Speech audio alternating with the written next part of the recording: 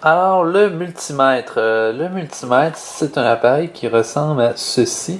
Il y en a plusieurs modèles. Des fois, on peut avoir peut-être à certaines places seulement le voltmètre ou seulement l'ampèremètre.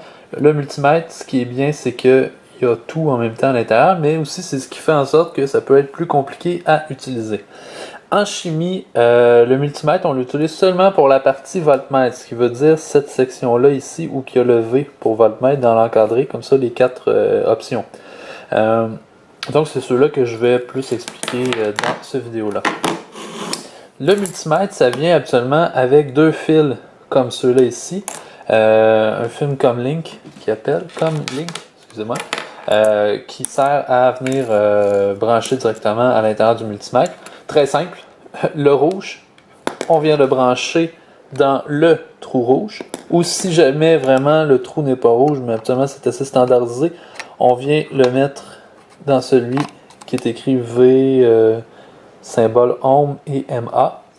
Et le noir qu'on vient mettre dans le COM tout le temps, ou dans le piton qui est tout simplement noir. Donc pour les branchements, c'est pas plus simple que ça. Le bout de ces fils-là, ils sont faits comme deux espèces de pointes métalliques. C'est qu'on peut venir pointer deux objets métalliques comme ça ici pour savoir la différence de potentiel entre ces deux éléments-là ou ça.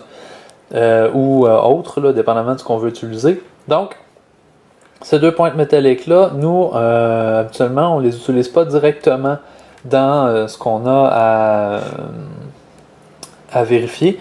On utilise des pinces crocodiles parce que les pinces crocodiles, l'avantage, c'est que la tête, elle vient pincer l'élément qu'on a besoin. Donc, si par exemple on a une plaque de cuivre, c'est difficile de tenir la plaque de cuivre comme ça et de mettre les deux plaques à l'intérieur du bécher. Donc, tout maintenir en même temps.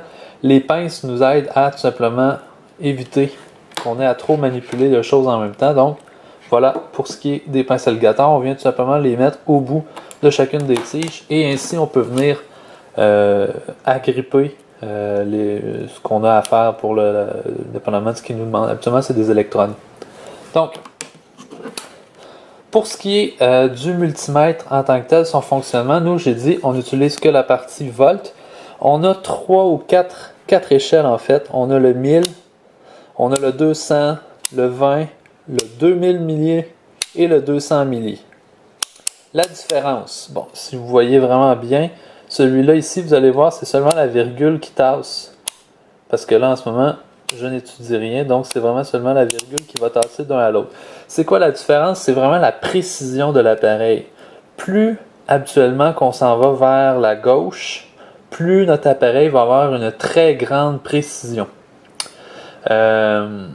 Actuellement, dans le cahier, ils nous disent toujours le 200, puis ça finit là. Ils nous disent de tout le temps se mettre là. Vous pouvez vous mettre là, mais des fois, ça peut être intéressant d'avoir un peu plus précis. Je vous en montre un exemple.